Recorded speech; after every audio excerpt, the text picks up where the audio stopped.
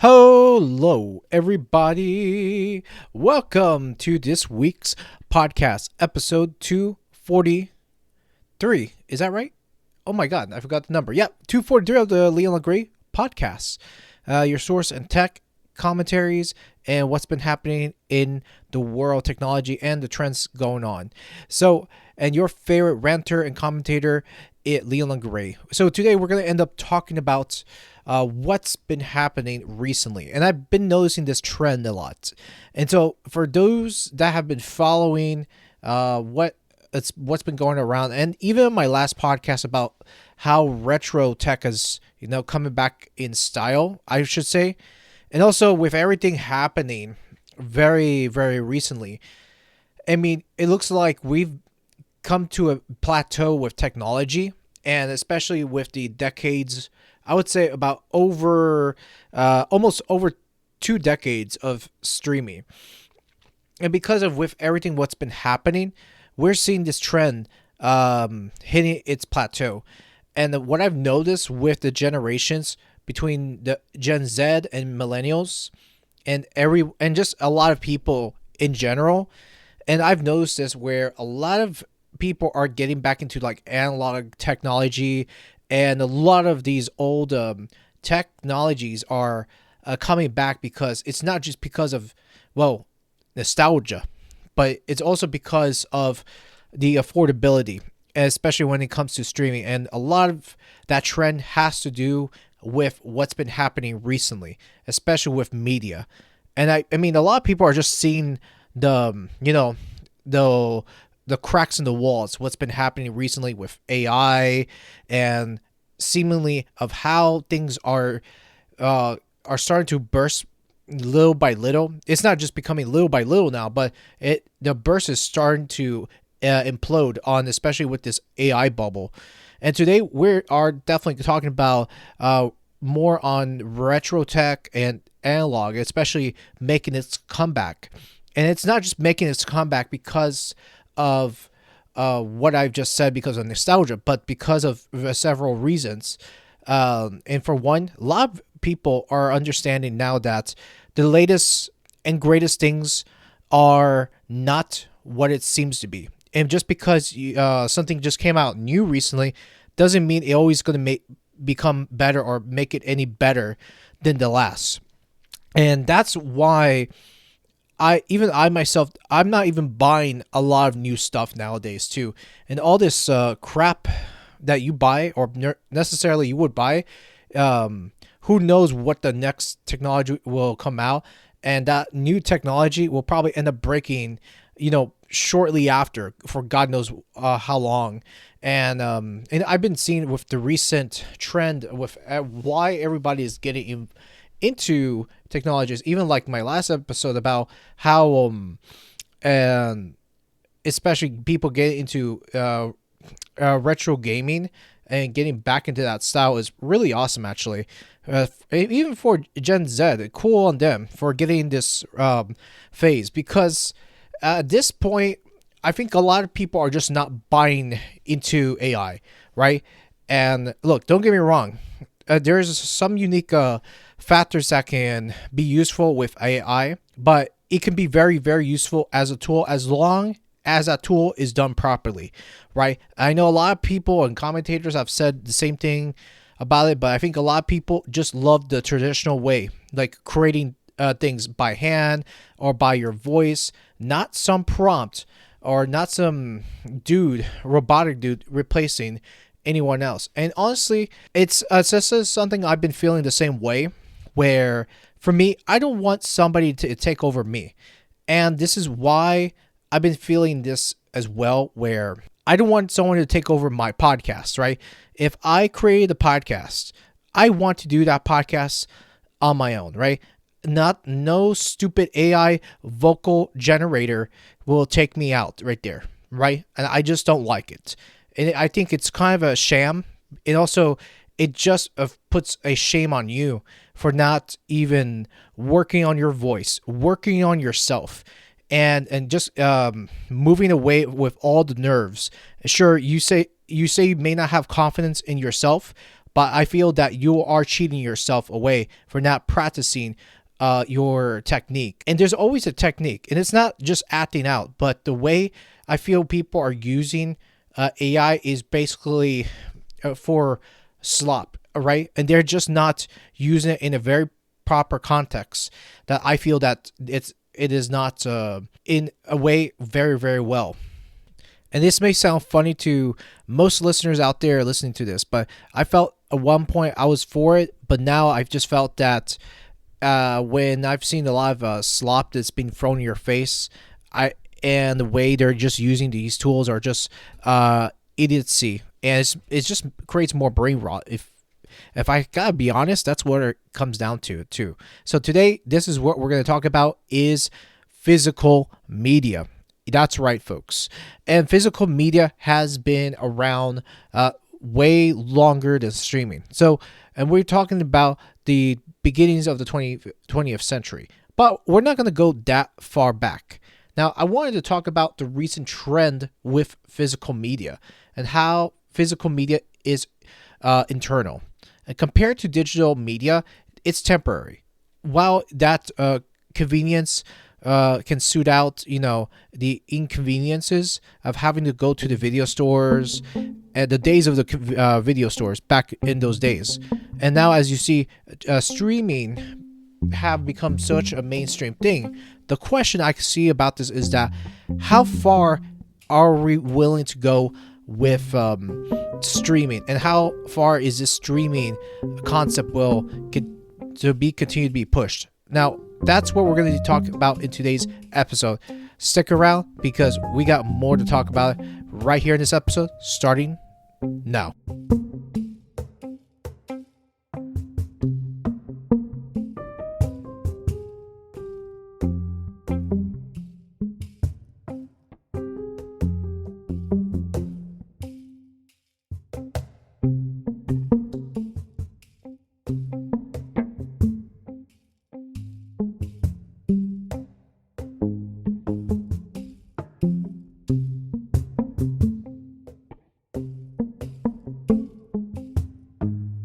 First and foremost, thanks for coming in to the podcast. So today I want to go over real quick on the FedEx stocks, as we're talking about briefly about streaming here. FedEx stocks hits 52-week low. Trump says he'll now back off from Netflix Paramount fight over Warner Brothers. So this is actually new news that came out today on February the 5th, which here it says Netflix stock is down about 40% from its peak in June. As the WBD deal drags, shares of both Netflix and Paramount Skydance have been under pressure. StockTwits sentiment for Netflix drops to bearish tones. So it's on the red, including my favorite company to make fun of, Microsoft and Nvidia and Tesla, as I'm seeing right here in the watch list right there. And so far, they're being hit hard and effective because of, this AI push, and also the general public has spoken, and especially what the AI push, they're just not buying it. Completely not. But let's get back with Netflix right here. Here it says Netflix shares hits a fresh 52-week intraday low on Wednesday as its deal to acquire Warner Brothers Discovery drags on. Separately, President Donald Trump has said he's not involved in the deal, which is also being pursued by Paramount Skydance. Netflix shares fell as low as $79.22 during the regular season on Wednesday, but later rebounded to end 0.3% higher at $80.16. In December, Netflix announced a $72 billion deal to acquire Warner Brothers Discovery's film studio, along with HBO and HBO Max streaming service. Its shares have been under pressure since its interest first emerged via unverified reports in late September. As of date, Netflix shares are down about 40% from their peak of $133.91 on June 30th on StockWits. The retail sentiment for Netflix has consistently declined over the past week and was bearish as of early Friday. Paramount shares are down about 45 from their peak on September 23rd. So and this is really hitting Netflix hard right now too. And because of the whole deal and everything that's been happening, I mean, look, as I have to say, when I first used Netflix a long time ago, I remember their clear business model from before they got into streaming around 2007. I remember they were in the business of DVDs, right? And this is where I see with everything happening with Netflix. Netflix is not in a very good position. And I'll tell you right now is that, for one, the prices have soared, and Netflix used to be pretty cheap. And I remember back in the days when I was a customer as a DVD rental, when I used to rent DVDs from them long time ago too. I think around 2005, or gosh, I think, how long was it? Like 2000, yeah, I believe it was 2004 or through 2009, and I was still renting DVDs during that period. So I didn't get into Netflix streaming. Let me take that back. I didn't get into streaming around 2008, 1 year prior of its release. But with Netflix, one thing I'm just going to put out right there is that Netflix streaming, I've even early on, I noticed that it had its advantages and disadvantages. For one, the convenience of Netflix is one that you could say good about it too, but its convenience has a price. So you look at where they're going at it right now with Netflix. While I would say that they have a lot of titles, old titles, and then new original titles right now, which let's face it though, Netflix have to make money, and you got all these new titles or new original titles, which the studio has to keep it up with their servers. And I remember one of my first original Netflix was Orange is the New Black. If those of you guys don't know, it's about a women's prison. So that was one of the new originals that came out many years ago. And then from there, we had shows such as Stranger Things that came around the mid 2010s. And then from there, you've had so many Netflix originals coming out of the blue, and basically a lot of people end up watching Netflix all over the world, which it used to be where it was only available for in 5 countries: United States, Canada, Ireland, UK, and Australia. And then that's when they started to expand across the globe, everywhere else after that too, because I remember during the 2000s, during that time, that's where we were starting to see bandwidth getting pushed up high right now, broadband. And a lot of people, I think during that time, was still using either DSL or cable at the time. So, I mean, you can still stream back in those days too. Streaming wasn't like a very new concept.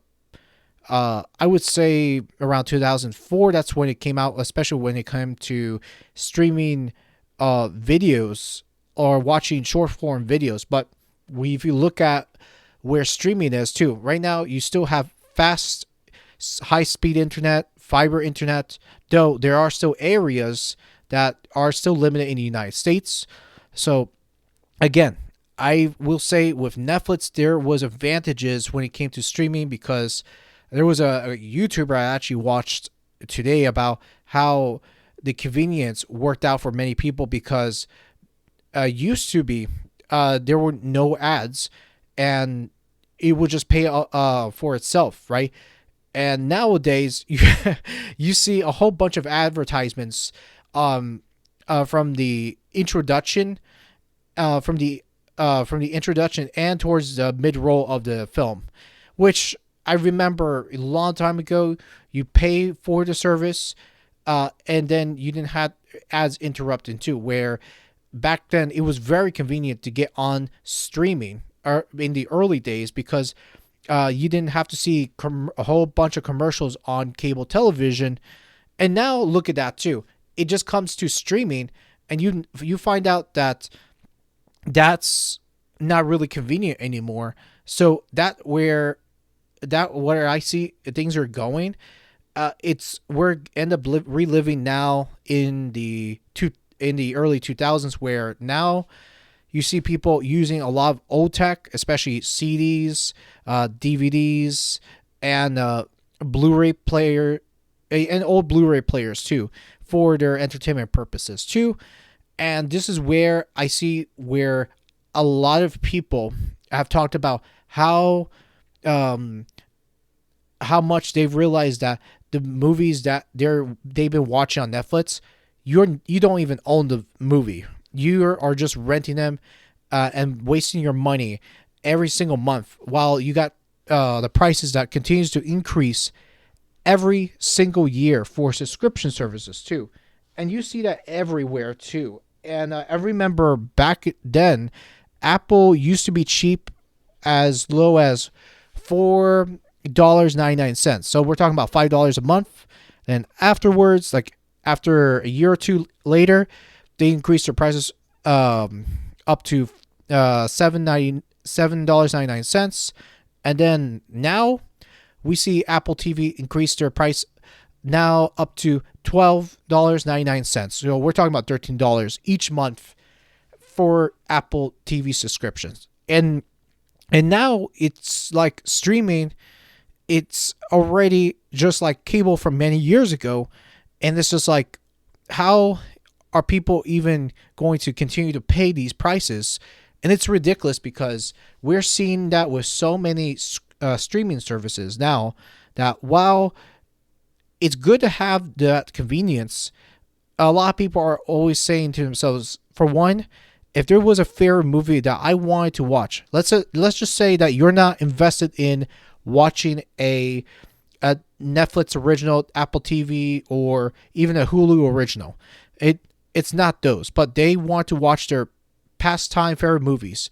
There will be a time that you're not going to see that in your favorite streaming services, because they got these walled gardens, and you can't even find a good free app to watch it or view it, unfortunately. And I remember a few days ago, I wanted to see the movie Groundhog's Day, right?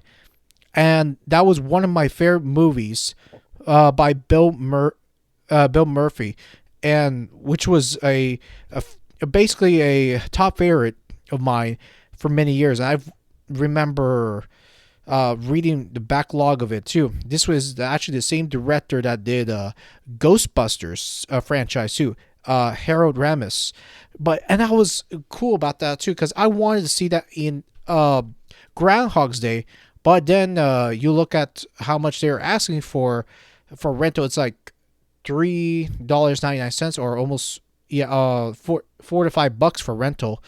And I'm just like, hey, I just want to watch it, right? I figured there will be programs that will feature Groundhog's Day, because I remember I would just go ahead and watch it. But look, I'm sure that you can't always view everything from a freemium platform. That's not always going to happen, and I'm sure there is a reason for rent services in comparison to buying, which nowadays we're seeing a lot of people are just had enough with subscription based models. And sure, while I agree that even if you bought the movie onto, let's say, on your Amazon account or whichever account that you purchase your movies, let's say Fandango.com. First of all, what happens if the studio decided to edit the movie of your favorite movie, but you end up wanting to revisit? and then they started to modify things right in the background, and then you view the movie later on and decide to rewatch it. You find out that the movie you watched is not the same like you originally saw it years ago, and these are things that they can modify and edit. And this is one thing I actually agree, where a lot of young people are getting involved into like old tech and owning their things. And there's been discussions online and discussions up on YouTube, and just several people are just getting back into physical collecting. And one of the things I have been enjoying recently is just the comeback of physical items just getting in the hands of young people right now, and people are seeing just the the junk and the crap that's been going on with streaming services lately, especially Netflix and Spotify, which, you know, if you're still doing streaming services, like I'm sure there are streaming services that pays better on artists as compared to Spotify, but if you really want to enjoy the experience, enjoy that experience is by holding it in your hand, getting the physical items and getting what you want, especially with your technology too. While I do agree that to a certain extent that renting isn't always a bad thing, but if you love the album that much, or let's say if you love the movie that you've purchased, first of all, I do not consider digital copies to be a good deal long term, because let's say, like I've said before, that whole example is that companies can do whatever they want with that digital copy. And let's say if a 10-year anniversary movie came out, and let's say if they decide to relaunch it into your digital library, who knows what's going to happen when you bring it up to the services of your choice. Let's say in Fandango.com or Vudy, right? And there are some DVD movies or Blu-ray movies that comes with a digital code, but I see and I understand why there's been so many collectors that have been against the whole digital code thing, because they've already seen the signs that this is not a good thing for collectors, because you cannot get in digital and expect that to be onto your library or be able to access your library. And here's the thing with that too is it's also a big mistake, which I do agree with that, because what happens if let's just say one day the internet goes out on you, right? And let's just say for instance, the only thing that you have is a power generator, and that right there is able to last you about 5 hours, and just to keep you a company, right? And what happens if you decide you want to have access to your movies?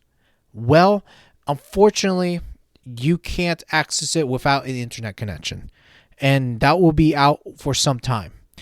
And that would also be a disaster, because you don't know if what time or what's the the time and date that your internet service is going to give you a good ETA when you're going to be back online.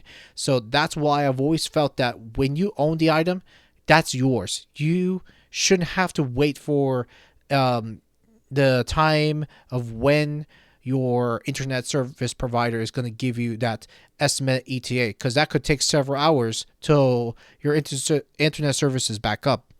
And that's why I advocate now more for physical items, because over last week I realized something that I remember. I've started to play around with old VHS tapes that I had and my mom collected over the years, because when me and my brother we were younger, my mom would purchase a lot of Disney classic movies and all that when we were young throughout our childhood. And it's cool because I remember using an old CRT TV. So anyways, let's fast forward a bit. Let me not go that deep into my childhood. But over the week, I remember using a CRT TV that it was just hanging around in the room. It was just sitting there ever since I've moved into my my roommate's place, and I decided, you know what, let me give this small TV a try and see if that TV works. And so I gave that a chance, and I decided, let me see if I can find that DVD slash VHS combo.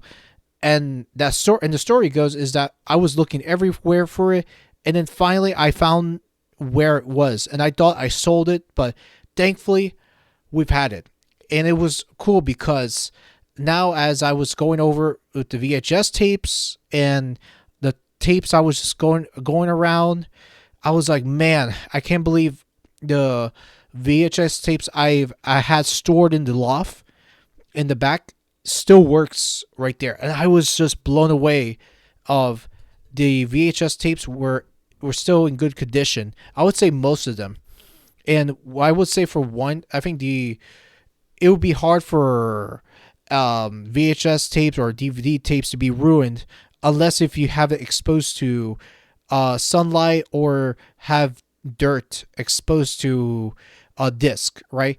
Or anything worse could have had happened to it. But thankfully, they were stored in a very proper place, and I would say it wasn't damaged except for like the boxes. The boxes were chewed, which thankfully the tapes weren't ruined. I would say one tape in particular didn't show the pictures clear, so I am gonna have to end up throwing that VHS tape out of the way.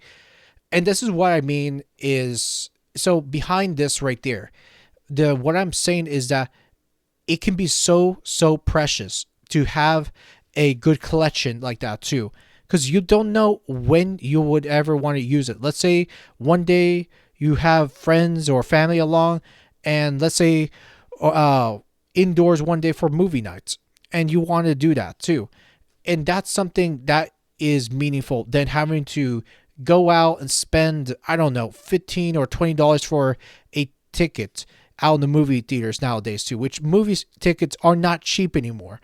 And so you would figure, hey, let's go ahead and watch a classic or whatever, or watch a movie that you can gather around with people and just do that. And that is the meaning of physical media. And that stays for a long time because of preservation, because you were able to keep that copy and show that with your friends or whatever too. And I'm sure like nowadays VHS tapes aren't even made anymore because it's already been 20 years exactly since VHS tapes have gone out of shelves. So you're not going to see that out in retail anymore too. So nowadays you're only seeing either DVDs, Blu-ray players, or 4K Blu-rays out in the market for sale. And of course, you can still find it over on like new copies on Amazon, Walmart, Barnes and Nobles, or even Blu-ray.com, which for those that don't know, that's a place that aggregates deals from Amazon, Walmart, and other retailers. Use the lowest price filter to find cheapest listings, including $10 through $15 prices for new releases, which isn't so bad too, and which I would love to get into collecting DVDs, rare VHS tapes, and even Blu-ray copies, which will be awesome to do in the future. And that's one thing I will say is, I do think now with people seeing where things are going right now, people will still get a good quality film just by popping the disc in and just play your favorite movie on there too. And that's one thing I love about DVDs, is that it just holds a special place. And then another thing I don't want to miss out is the extras. Now, nowadays, like with the era of streaming of today, streaming services do not give you special features or any behind the scenes like you would have back during the DVD eras and Blu-ray eras. And that's what I feel that even in the generation of today, that's what's missing, because I don't think the 2000s was as bad. And I remember when DVDs came out, and this is one thing I remembered, DVDs oh man, that gave me a good insight, a good view of how everything was changing during the 2000s. And I remember back then I was still using, believe it or not, VHSs back then too. And that's when most of Hollywood and most of the studios decide to close its doors down out of VHSs because with DVDs it gotten much cheaper now, and also carrying around a VHS disc with you was lighter, it was portable, and everything about it was really good. And there was a lot of conveniences with DVDs back then too, and you're not also afraid of having to find out or figure out if your tape got damaged while you were lugging it around or traveling it too, because there could be that possible potential issue where it could have had gone damaged during its way in travel, whatever too, because if you don't take care of your things, your VHS tapes will end up breaking. And of course, if you are a collector of VHSs, for anyone listening, you do want to take care of your copies, because the worst thing can happen if your tape gets ruined or spilled or got any damage. Let's say water damage. Forget about that copy that you purchased or a long time ago. It's ruined. Streaming, I will mention, is it will not or will never ever take over physical, and there are plenty of reasons why I see this today. Even though I was part of that generation that was pretty much around the analog all the way through the digital age. That for me, as my childhood evolved around analog actually, and I remember going through VHS tapes, popping in a VHS tape, the ones I liked as a child, and then from that point on, many years ago, I ended up switching to DVDs. And I believe the reason I messed around with DVDs because, my PlayStation 2 had DVD functions, which that was the reason why I ended up switching from VHSs to DVDs, because of the PlayStation 2, which had DVD functions, and I was able to play DVD movies. If, let's say, one day I didn't want a game, I just go ahead and pop in a copy or a rental copy from Blockbuster or from Hollywood Video, right? And that would work for me as well. So that's one thing I do love about the concept of either owning or renting a physical copy, because you're not having to worry about issues with internet issues. Because that's why I do enjoy physical collecting. And now, am I going to watch every single movie that I see? No, because for me, I want to collect the movies that I enjoy, the animation series that I've enjoyed as a young kid. Let's say, for example, Batman the animated series. I would collect the copy or the TV series, because this is what I grew up when I was younger. So I would make the time and collect the things I enjoyed when I was a little witty lad, and do that. And then from that point, I didn't get into Blu-ray until, I would say, later on, until I had a Blu-ray player.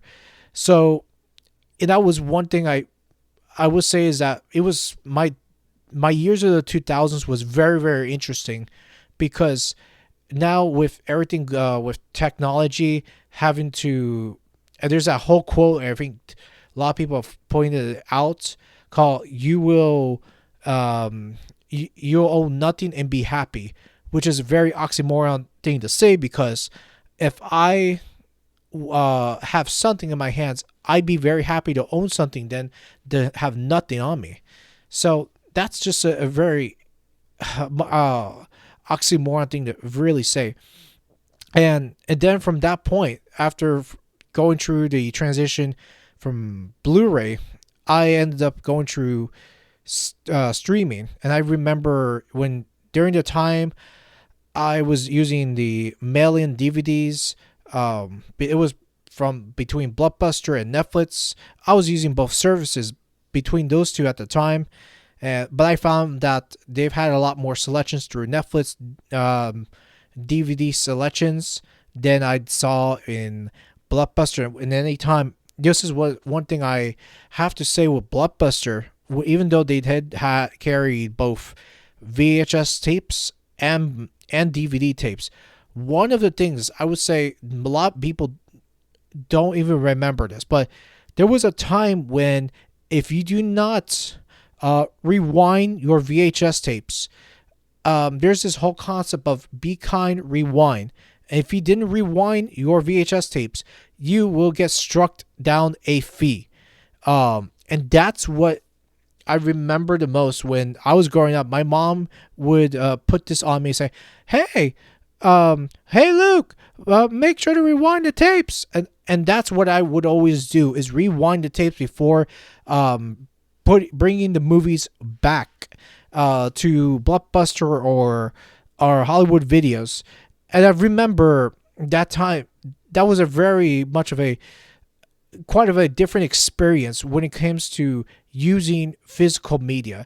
And that whole medium was a very much of a whole shift, even in my upbringing. And that whole transition was so different back then. I remember too, because I remember I had to teach my parents how to use a freaking DVD disc.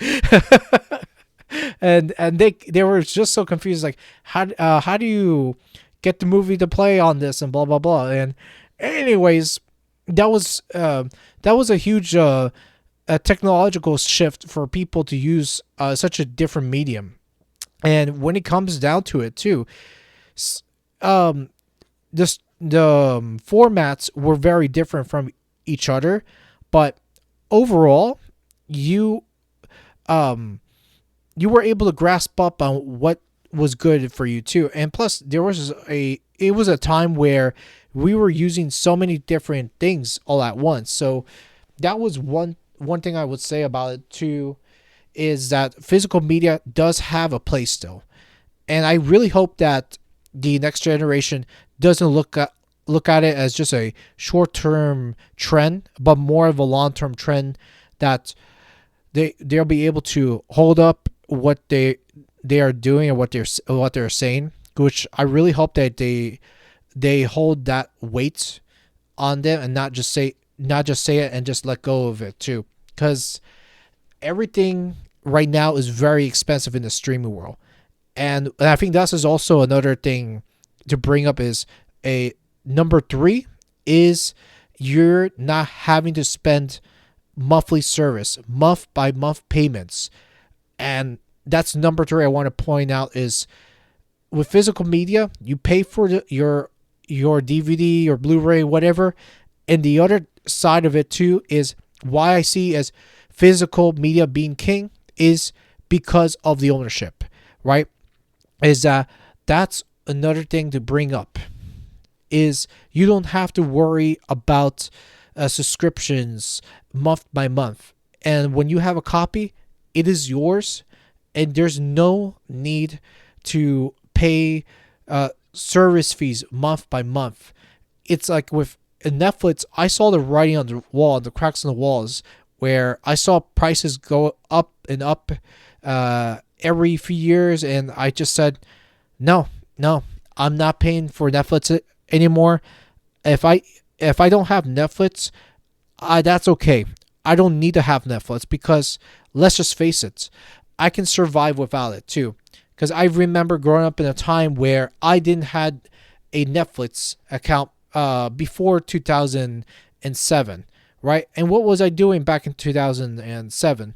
Well, for instance, we've had to wait for movies to come out in the Blockbusters or a video store that we enjoyed going to. And if you wanted to wait for the studio to come out with that DVD, you had to wait until it's done in theaters and wait for about 3 to 4 months in a year, and just wait till that copy comes out. And that's what we've had to do. Also, in today's world, even I remember back then, VHS collecting and purchasing new DVDs were expensive back in those days too. Like if you get a new copy, they were, I would believe, about $15 or $20 a pop. But nowadays you can find a good cheap movie series or a movie that you could just find over at a local thrift stop, or a bargain store or discount store, and you can just find it anywhere that you can find DVDs. Which it right now, nowadays it's no problem too. And it's like the other day I've walked in a Goodwill, and I remember the electronic side, and I couldn't even find a CRT TV for the life of me. And it's like, whoa, what happened to flat screens and CRT TVs? It was all bare bones. It was like barely nothing in the back, and just no CRT TVs, absolutely nothing. And it's just like when people talk about these things online, people are going to go and buy retro tech now because the expenses of everything happening go around now. And you don't have to be blinded with the whole AI and having to buy the latest and greatest, because right now people are holding back on getting newer technology right now too, because I think we're just going to be 4 years behind because of the RAM prices going high right now. And also I do think that there's going to be a lot more people cutting off streaming media such as Spotify, Deezer, and Apple Music, and more. And there's going to be more of that. Those subscriptions are going to be cut off because it's just right now there's not a lot of people that have the funds for, let's say, a recession, to have things as recession proof, because not everybody is immune to be recession proofed. And because of that too, it's going to hit people hard. So people are going to cut back with, let's say, with the spending and just the monthly bills for your entertainment. So that's why if you go out one day and you see an album that you like, let's say classical, pop, rock, or whatever genre that you like, there's going to be inexpensive albums that you will enjoy, and you want this to play over and over without advertisements. And let's say you don't want to hear the BS from FM radio, just pop in the CD, bam, and there you go, without advertisements or interruptions right there too. And even online ads, which I cannot stand advertisements, but unfortunately, like you got places like TuneIn Radio and all these internet radio sites, they gotta make money somehow, so they have to avert to advertisements, right? And maintaining a website is not free, unfortunately. So you have to understand the bigger picture is that you got these big companies, they gotta resort to advertisements to pay the bills.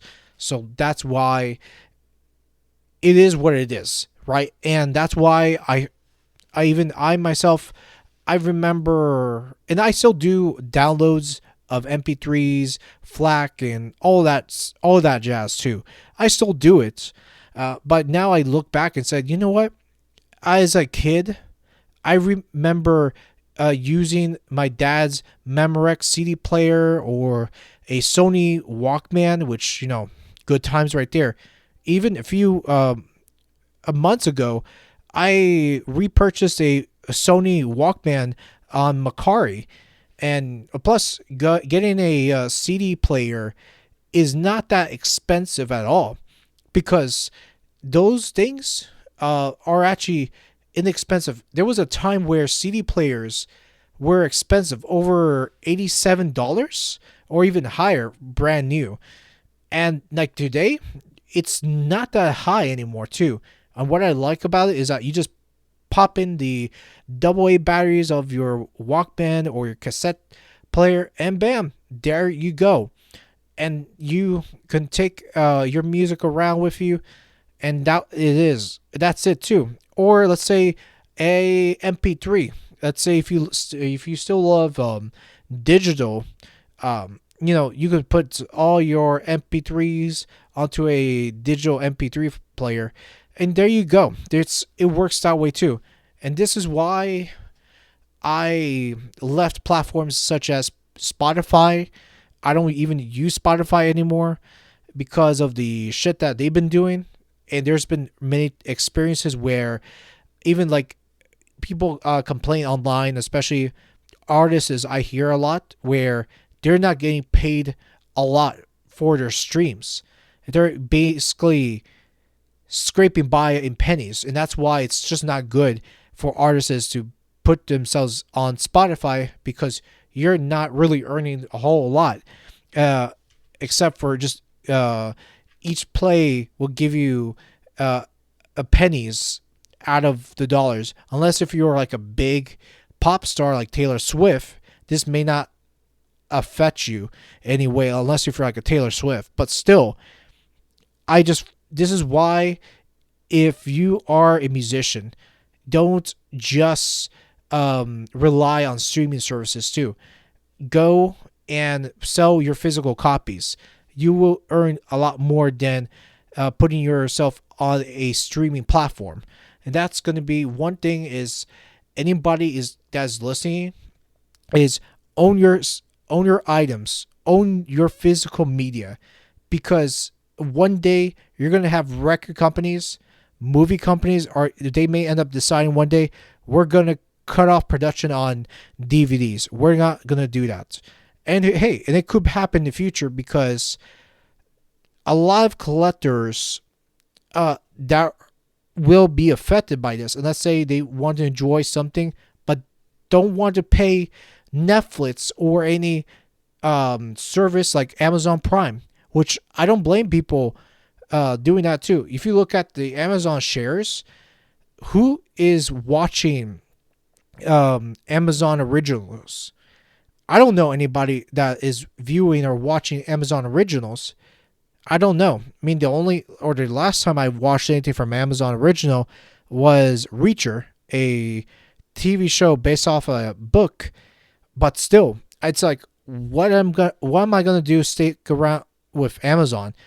And that's just one thing I'm noticing, is that these people are cutting off people off of Prime Video, and there's just been a lot of issues right now, with especially coming down with Hollywood, and then the streaming companies. There's no revenue right now, and plus, who knows what is going to happen in the future when it comes to DVDs and the physical media. Is all I can say is, if you love your artists and the movies from your favorite actors or actresses that you want to support, is go out and spend the money. If it's financially feasible for you, is spend it and support it that way too, because they're always looking for people to purchase like new DVD copies.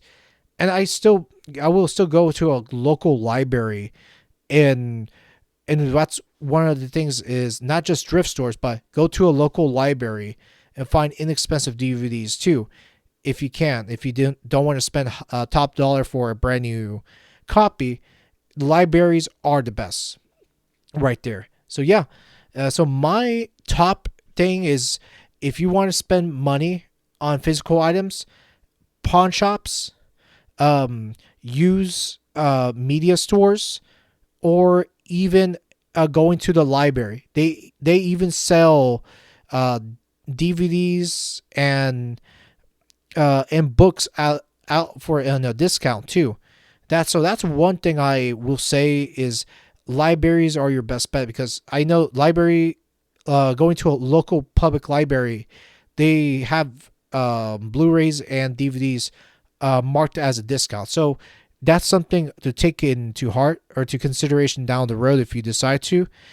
Just go out make the purchase, and trust me, you will not regret it. And plus, with there's no Blockbuster available in sight anywhere except for Bend, Oregon. If you live in Bend, Oregon, just saying, there is an option for you to rent movies through the library, and it's true too because you can actually rent audiobooks and movies there. So which is super clever. So if you want to do that, absolutely, because there's always new releases out in your public libraries. Always, always. So that's another tip I would say for people that are looking not just to own, but to rent movies. And it's something I do recommend. And I don't go to a library as often as I should, but that's something I want to do more and more, so that way I can find out which movies I want to or decide to purchase down the road. That would be really neat to do. So, anyways, this has been a very long conversation. Now, tell me, guys, what you think too. Are you deciding to move away from streaming, or are you still going to continue on streaming, even with the whole issues that Amazon or Netflix has been having issues with, with the acquisition with Warner? Because I know a lot of people have said is that if Netflix have bought Warner, wouldn't this affect Warner Archives, which is the archives of their old movies? For me, I don't know the future. And to tell you the truth, I don't know. Because who knows if one day a big company like Netflix decide to cut off the session of Warner Brothers and decided, well, we're not going to sell any more Warner classics. That will be a huge detrimental loss to collectors and DVD lovers like myself. It'll be a time that you don't want to be relying on these big tech corporates telling you what to do. Because with also another thing I wanted to mention is a tech company are not going to go knock at your door and take that copy that you purchased with your hard-earned money. No, because with a copy, it's yours forever, right? Because that movie that you purchased cannot be modified while it's on the digital landscape, because a disc is there and everything that you have, it is good for the long term too.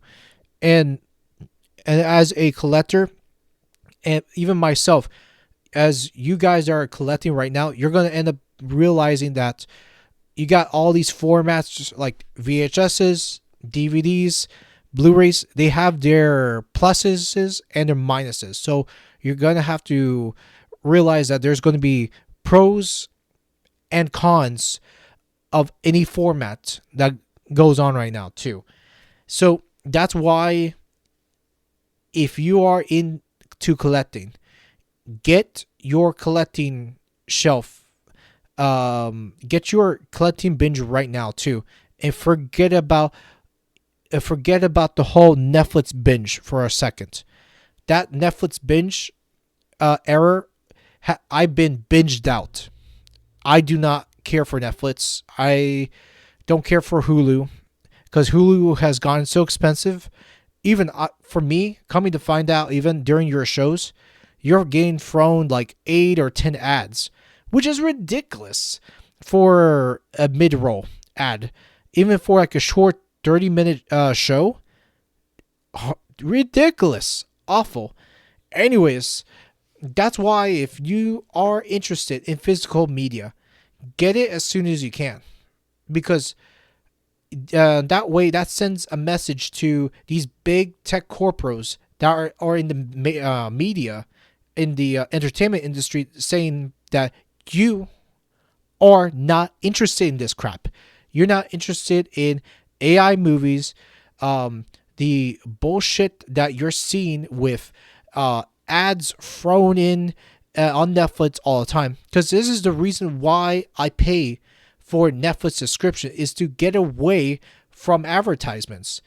And see, this is why I feel that now Netflix has become, greedy, greedy for their own good. And even with Netflix's original, my issue with the originals is that you cannot even get a disc copy of that version. Let's say Orange is the New Black or Stranger Things. I mean, what if you love these shows, but you cannot get it on disc? Imagine that. So that's why even these originals are just a scam. And I don't love having to support a big tech media company like Netflix or any of these shamble streaming services.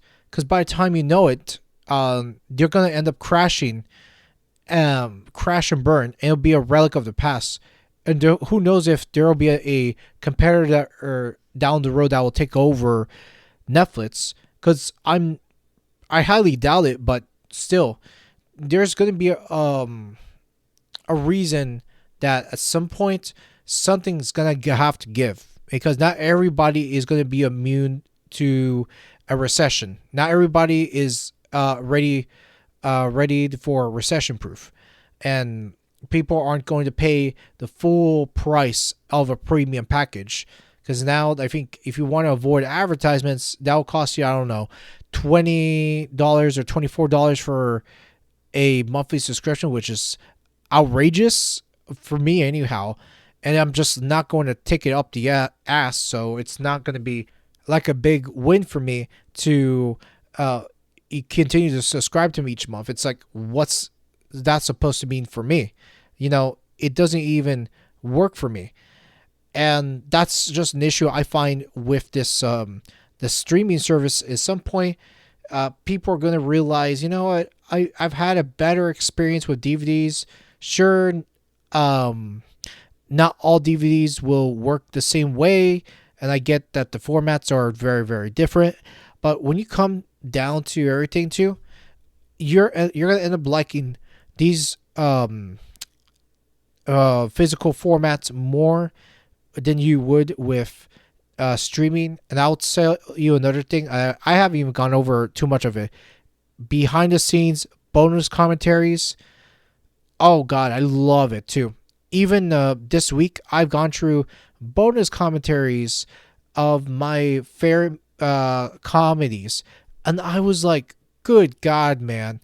I loved how people go on to details on behind the scenes that you'll never ever see in Netflix at all, or they'll never ever bundle that within their show, which is crazy because I've always loved seeing directors talk about what they've done or whatever. Let's say if I decided to go and purchase a used copy of Breaking Bad season 1 and 2, I like to know more about the show in depth with the creators.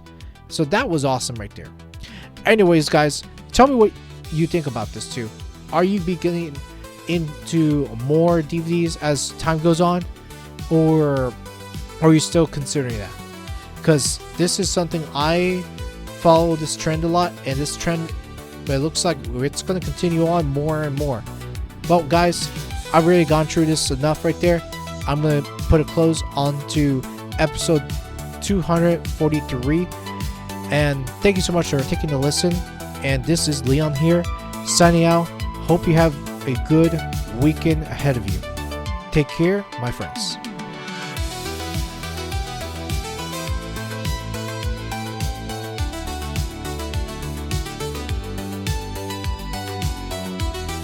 For more on this podcast, please be sure to follow me up on Apple, Spotify, Deezer, or subscribe to me on YouTube for more content like this. Have a good day, guys. Bye for now.